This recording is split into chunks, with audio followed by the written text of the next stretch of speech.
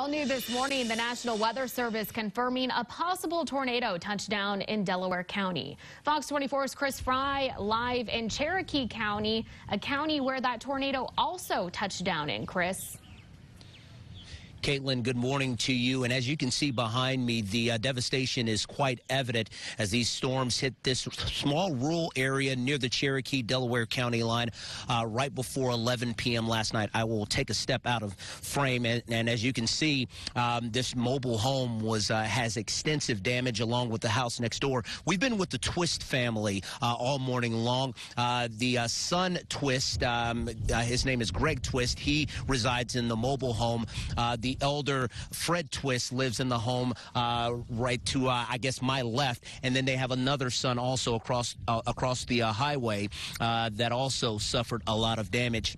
And as you can see, the Twist family really they had short notice.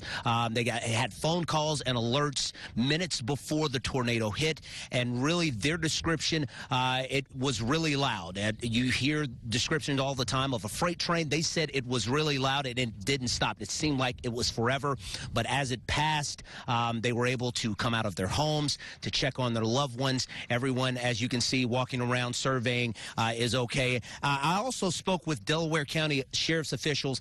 They said in the town of Leech, they had some occupants trapped inside a storm cellar, but those individuals are okay. And good news to report from those officials: no loss of life and minimal injuries from last night's potential tornado near Delaware County. Caitlin, back to you.